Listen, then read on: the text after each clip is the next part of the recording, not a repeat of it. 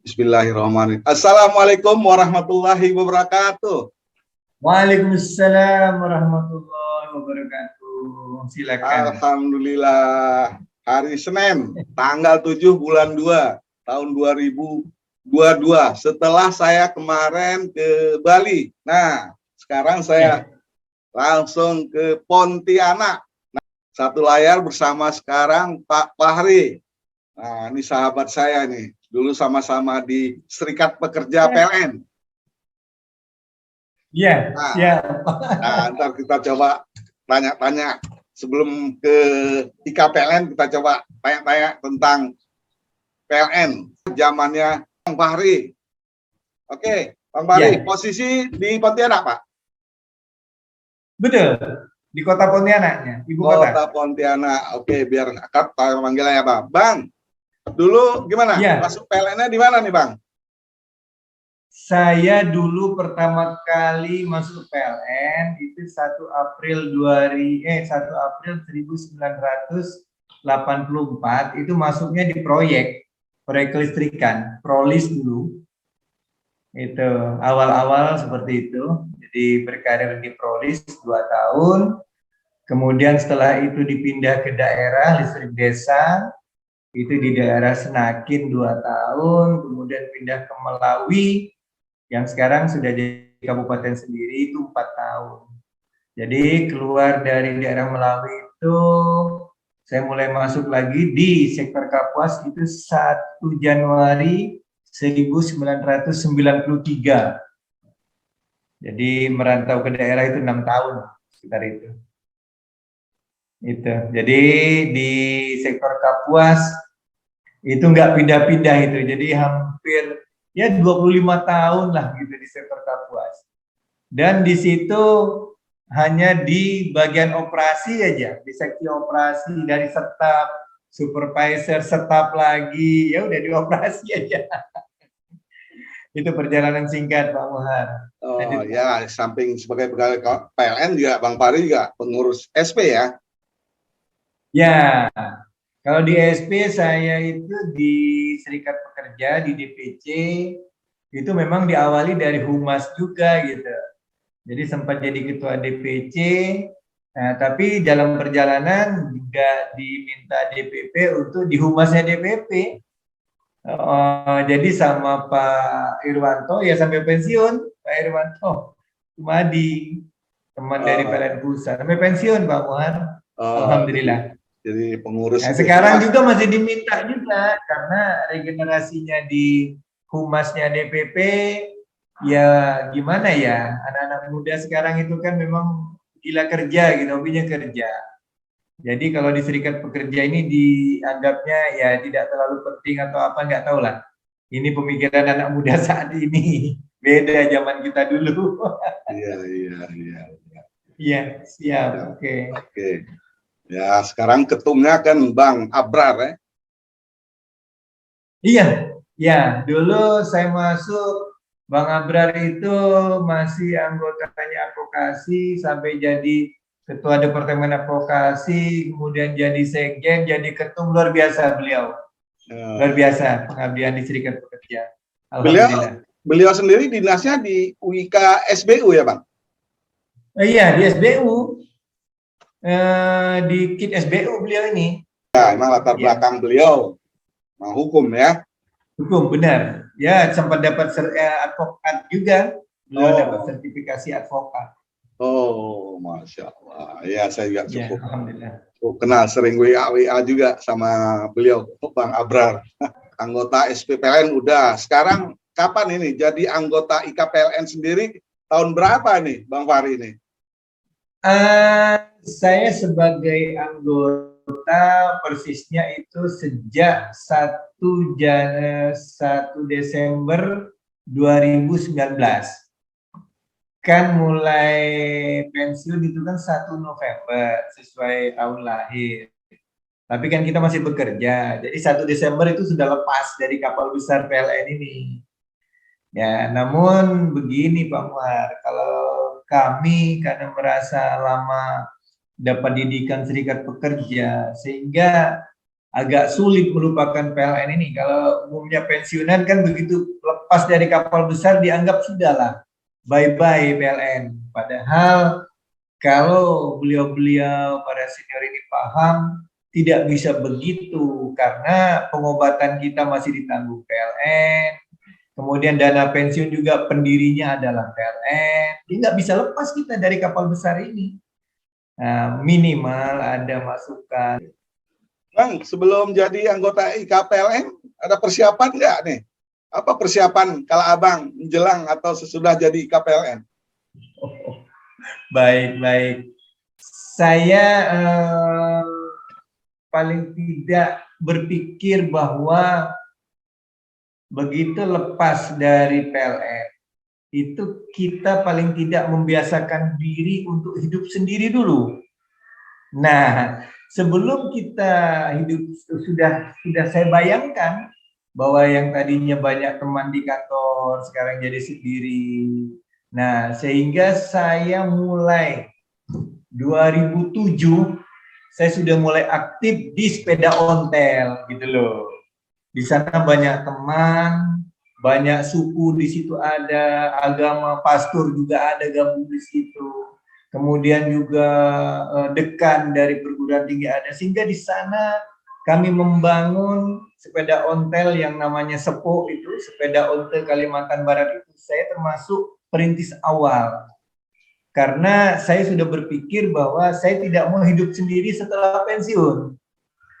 Begitu. Jadi saya berpikir bahwa kita Allah ciptakan untuk mengabdi kepada Allah itu benar, tidak salah.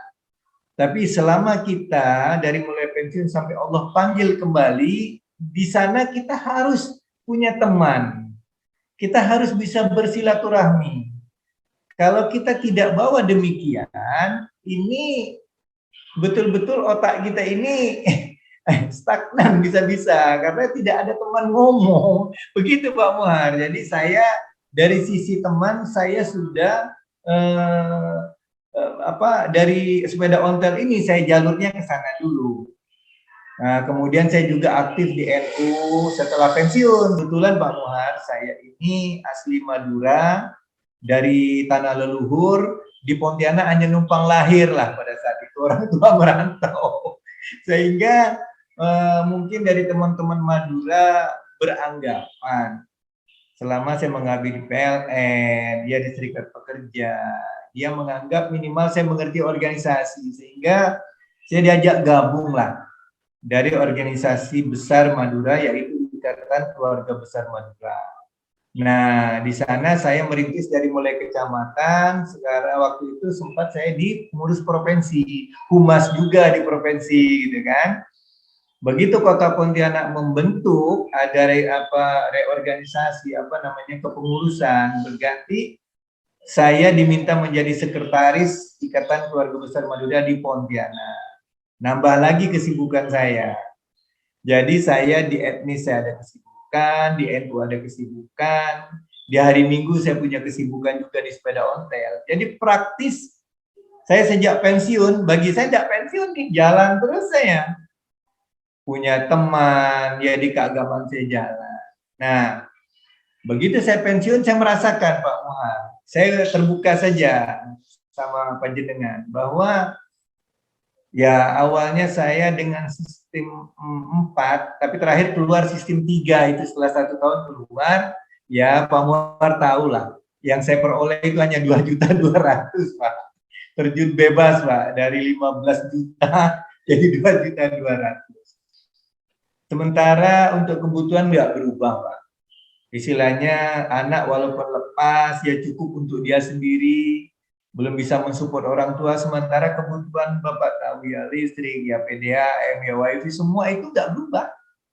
Penghasilan kita 2 juta.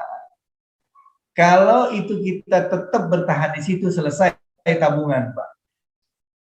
Bisa jadi 5 tahun tabungan uang pensiun istilahnya tunjangan pensiun itu selesai Pak. Nah, dari sana saya berpikir, ya ini curhat nih Pak Muhar ya. Ya, karena setelah pensiun WiFi masih harus ada, ya. Listrik harus masih ada, AC harus hidup terus. benar. Nah, Nah, setelah itu, jadi ya saya punya menantu itu dia driver mobil antar kota dari Pontianak ke Kabupaten Sanggau. Selama ini dia bawa orang punya, bukan kita punya. Jadi saya dengan 3 tahun sebelum pensiun saya sudah ambil mobil untuk dia bawa. Itu mobil pribadi saya ambil mobil second.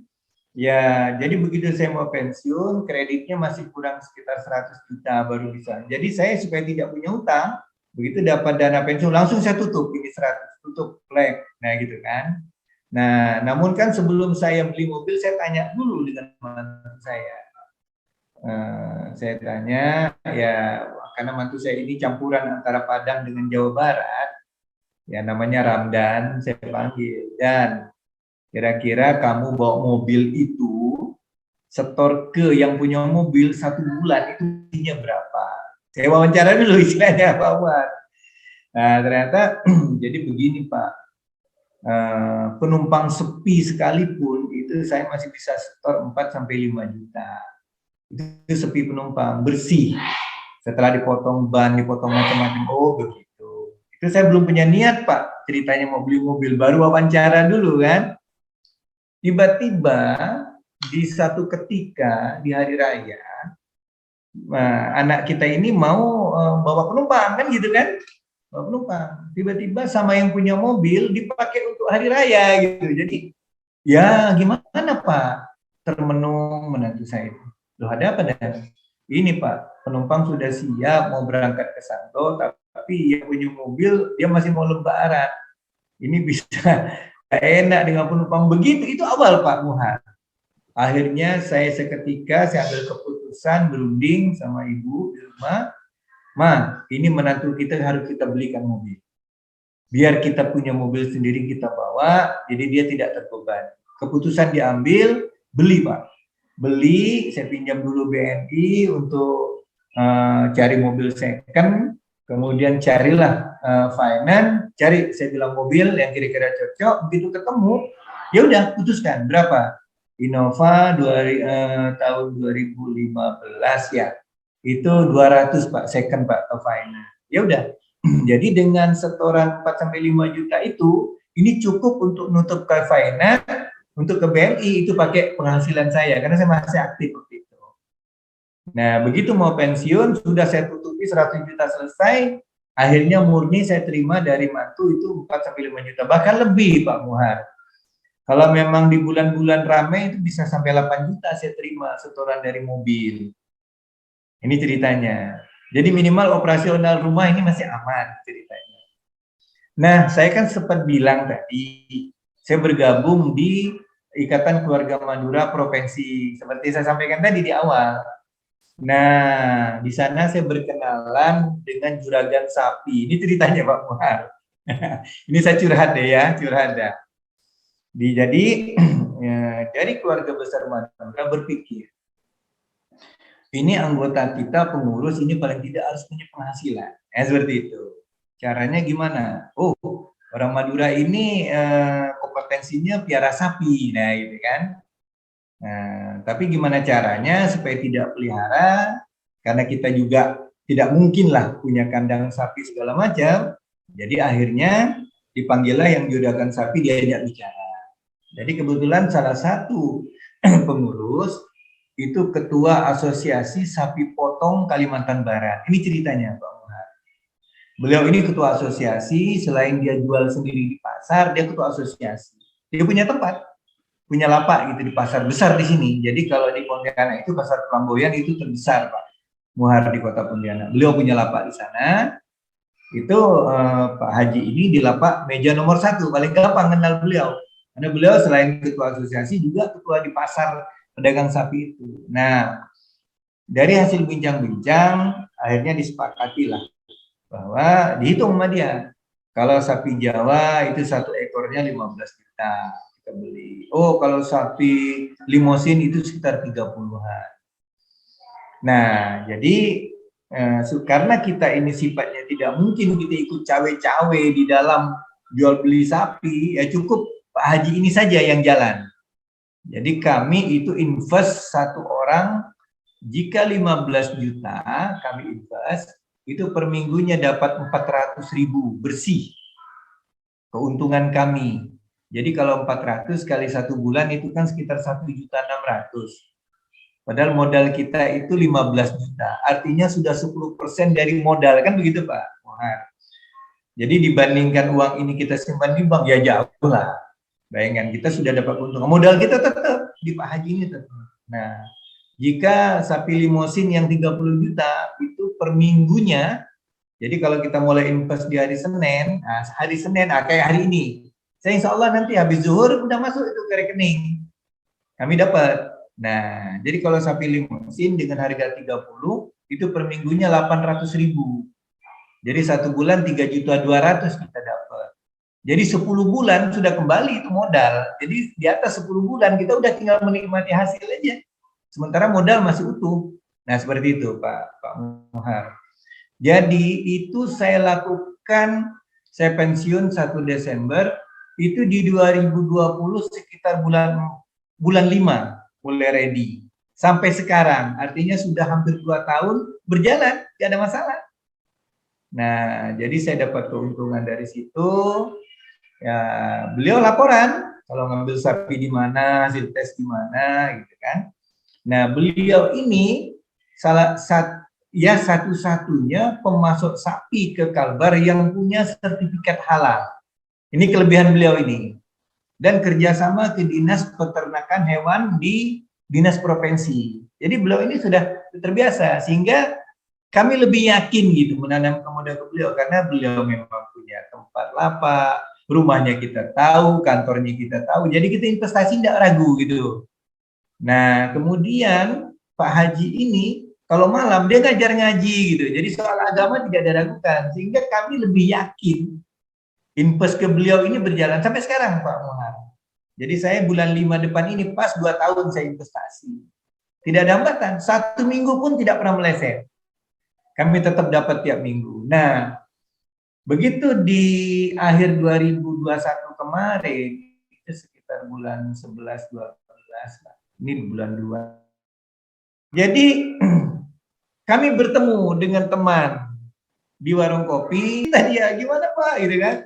Apa kegiatan sekarang? Ya biasalah ketemu teman. Saya bilang, saya investasi sapi, saya gitu cerita. Ternyata dia tertarik, ikut gitu loh Pak. Wah, teman gitu ikut. Saya telepon Pak Haji, Pak Haji, ini ada teman mau ikut, Pak Haji masih siap nggak? Pak ada masuk modal. Oh siap Pak Bahri, oke jalan. Nah, karena teman ini juga dari Dinas Pertanian, kerjanya sehari-hari, dan ketua koperasi juga di Dinas Pertanian, ketemu. Jadi nih, nah teman kita ini ternyata koperasi menjual beras, sehingga ada sekam bekas beras itu yang nggak kepake, gitu loh Pak Muhar. Nah akhirnya karena beliau invest di sapi, melihat ada peluang, ada pakan ternak yang terbengkalai, bicara sama Pak Haji, ketemu. Jadi kata Pak Haji, loh ini bagus sekali nih. Bapak punya bahan pakan sapi, saya memang pemasok sapi, jadi rencana kami mau koperasi nih Pak Muhar. Koperasi peternakan sapi. Nah ini ceritanya. Nah jadi Pak Haji ini mau ngambil sapi ke Jawa, di Bali lah khususnya. Ternyata Bali itu dia lebih senang bekerja sama dengan koperasi, makanya kami mau mendirikan koperasi ini. Jadi kami mau datangkan sapi, penggemukan sapi dari Bali, pakannya dari teman dari yang tadi, koperasi pertanian ini. Kan ada melimpah ini terbuang nih bahan. Nah, rencana kami mau dirikan koperasi, kandang juga sudah siap, ada satu kabupaten namanya Kabupaten Mempawah, di sana sudah ada kandang, Pak Haji sudah punya. Ini mau kami garap nih. Kebetulan Pak Haji kemarin baru ke Jakarta ngurusin untuk ini, karena Pak Haji ini selain jual sapi potong, dia jual sapi beku, daging sapi beku Pak Muhar. Nah beliau kemarin ke Departemen Pertanian mengurus ini. Nah jadi kami nanti selain ada investasi sapi yang tersendiri, kami nanti ingin membesarkan koperasi.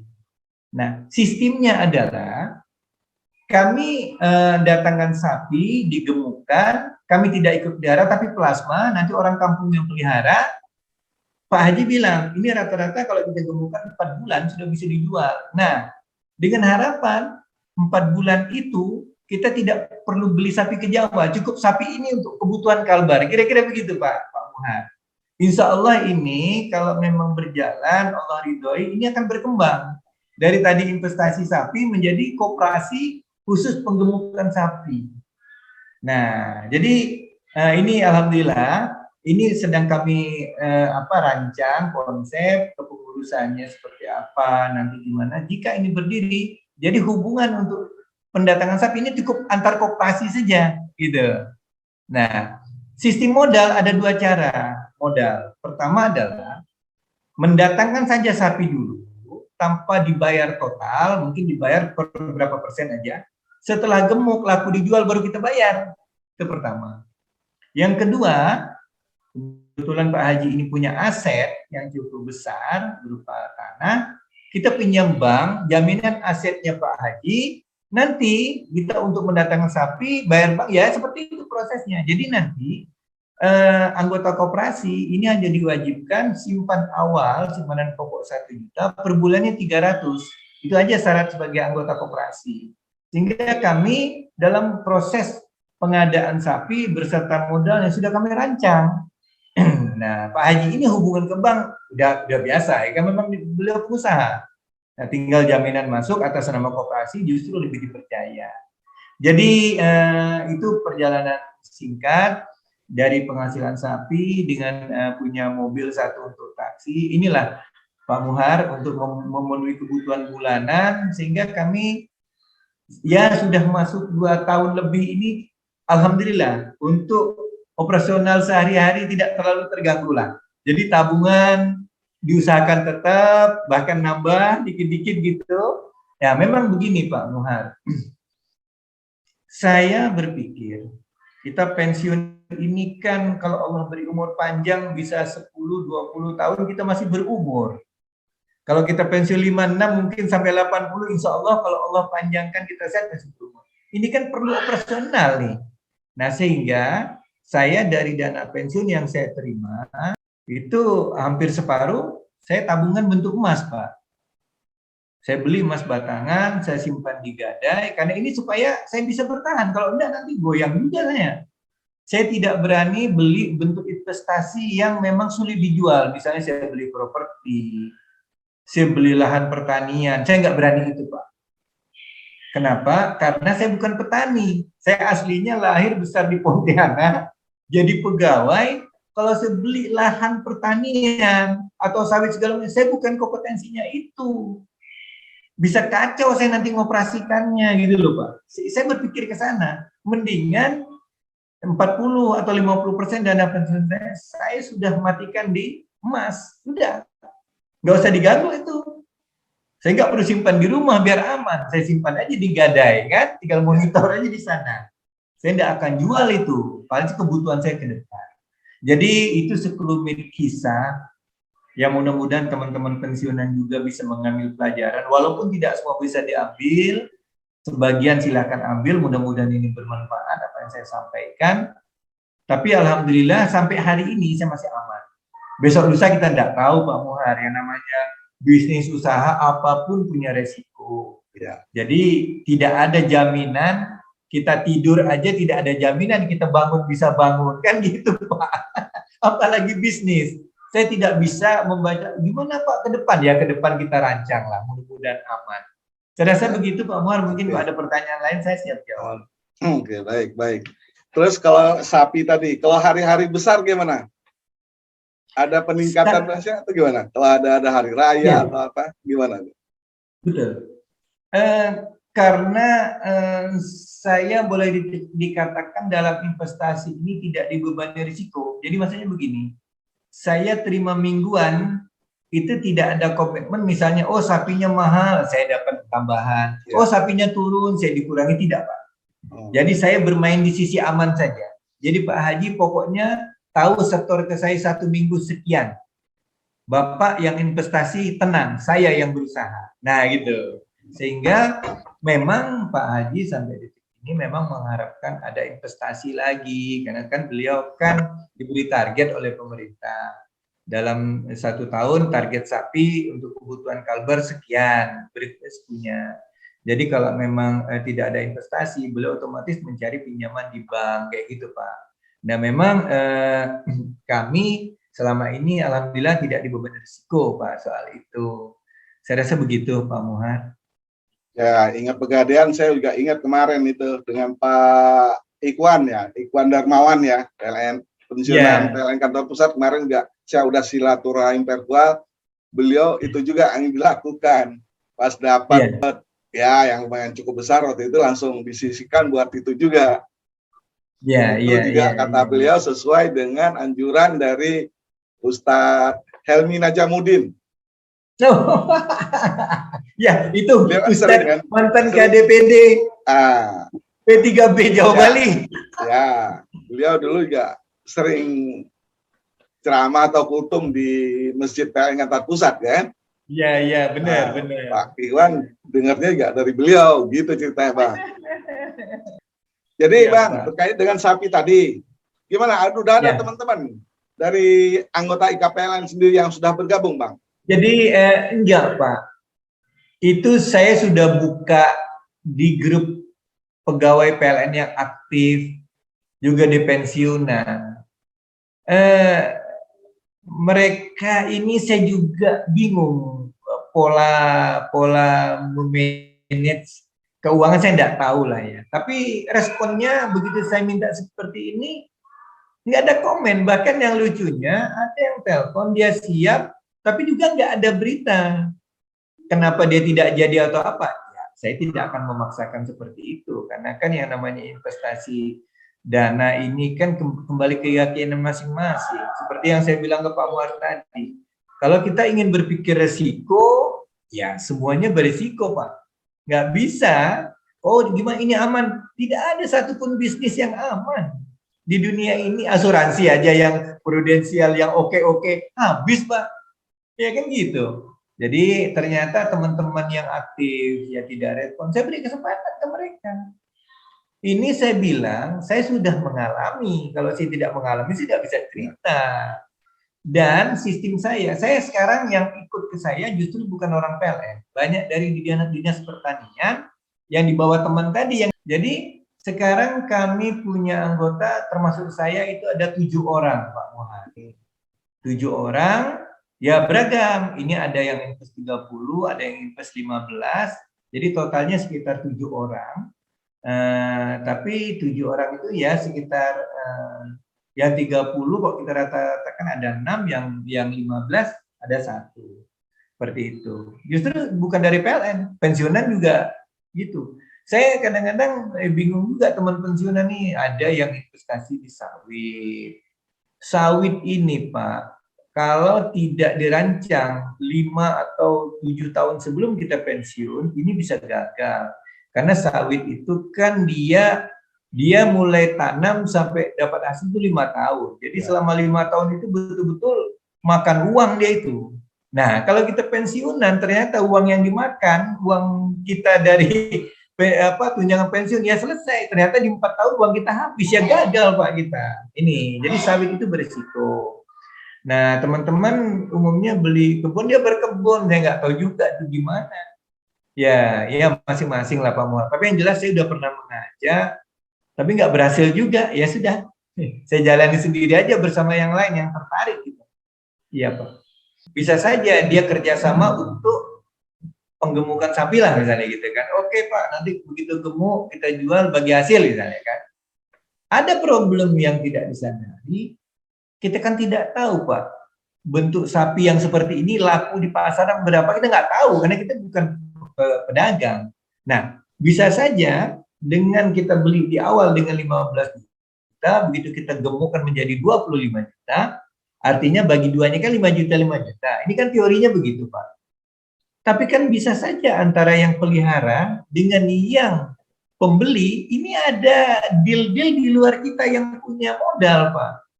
Itu juga berbahaya. Makanya memang teman-teman pensiunan dalam buka bisnis apa, jangan pikirkan untungnya, pikirkan risikonya, yang udah risiko yang bisa dihitung Pak. ada risiko yang tidak bisa dihitung. Kalau kayak COVID gini misalnya punya hotel atau punya apa. Tapi kalau COVID tiba-tiba nggak ada tamu, kayak ini kan di luar perhitungan memang. Seperti itu Pak Muhar. Oke, Bang Fahri, gimana nih kegiatan dari IKPLN sendiri di Kalbar di Pontianak khususnya gimana nih? Oh iya, sementara ini kegiatan dilakukan adalah ya untuk kesehatan lah. Ada senam kalau hari Minggu, ya senam seperti Tai Chi gitulah, apa namanya itu. Ada senam, ya arisan, yang seperti itu. Nah, tapi ya kalau saya pribadi diam-diam saya agak protes juga di WA itu. Tapi saya tidak ngomong, takut ada yang tersinggung. Jadi di WA kita itu tidak ada komen lain. Pagi, assalamualaikum, waalaikumsalam, berita duka cita. Jadi kadang-kadang guyonnya itu nggak ada Pak, gitu kan? Ya alasan apa? Oh nanti guyon, oh jangan ini politik, oh ini ndak ini. Jadi akhirnya pada diam semua. Jadi munculnya itu aja pagi-pagi, assalamualaikum, apa kabar, sehat. Ya jadi standar sekali gitu. Ya kalau kita orang media rasanya kan kaku sekali kayak gitu gimana Pak? Aduh saya bilang, ya mau diapain? Itulah kehidupannya. Jadi hal-hal yang sifatnya, ya contoh deh, misalnya kita ada YouTube, belum tentu teman-teman pensiunan bisa buka, tertentu aja yang ngerti medsos dia buka, yang tidak ya sudah gendong cucu lah apa, gitu. Ya. Jadi kegiatan pensiunan ya sementara itu Pak, arisan ya senam, ya mengunjungi antar, kemarin ke Singkawang, jadi antar wilayah sama cabang, arisan bersama ke sana, seperti itu Pak Mohar. Ya, tugasnya Bang Fahri lah itu kan. Iya siap. Mengenalkan sosial media kan buat teman-teman di sana kan. Insya Allah, Insya Allah. Nah, jadi sebagai hiburan juga kita ini buat ketawa-ketawa kan. Benar Pak. Jadi ya karena gini Pak, sebelum saya masuk di kepengurusan, karena memang ada permintaan humas dari Pak Endang sama Pak Bayu, akhirnya saya dimasukkan di pengurus humas. Sejak itu mulai ada warna gitu, karena saya coba push kalau ada pertemuan, ya pertemuan kita baru ada muncul, baru apa ya kan? Ya memang betul-betul kaku Pak, kaku ini ya. Akhirnya begitu di WA kita itu ada teman dari Bogor apa Cirebon ya, yang ada pakai baju kaos foto rame-rame, pakai baju kaos kan. Saya upload di grup, jepret, saya upload, begitu diupload, boleh juga nih bikin baju kaos. Aduh, saya bilang, baru Pak, ini baru kami pesan nih, kaos IKPLN. Ya minimal untuk pengurus lah berapa orang. Tapi nanti kalau untuk anggota ya bayar sendiri, kita hanya buatkan desainnya, tempatnya, seperti itu Pak. Jadi memang ya nggak muncul Pak, ide-ide kreatif untuk pensiunan ini nggak muncul. Jadi alhamdulillah sejak saya gabung teman-teman bilang, nah, untung ada Pak Bari. Ini kayak mau bikin spanduk ini nih, untuk kita ulang tahun besok. Ya, kalau enggak cepat kita dapat informasi di humas IKPLN, yang nggak tahu juga betul spanduk kayak apa, agak lamban, Pak. Ya kan? Ya. Jadi kalau di humas kan cepat itu informasi, saya upload bikin, oh iya Kak ada, udah bikin, saya bikin. Seperti itu Pak Muhar. Oke, baik. Iyalah, udah ada grup humas IKPLN kan? Dari situ iya, terbantu sekali. Nah, dari situ bisa berbagi info kan? Iya. Jelang HUT IKPLN ke-21 besok tanggal 8 Februari 2002. Ya. Ada pesan atau apa yang hendak disampaikan pada HUT itu, Bang Fahri? Baik. Pesan saya sebagai anggota humas dari IKPLN Kalbar bahwa pensiunan itu bukanlah akhir dari pengabdian kita, baik di pemerintah melalui PLN atau di masyarakat. Jadi jangan kita berdiam diri setelah pensiun, justru ingin itu menggerus kesehatan kita. Benar kalau secara fisik kita senam segala itu benar. Tapi ada refleksi untuk otak untuk kita berpikir. Ini perlu teman, perlu silaturahmi.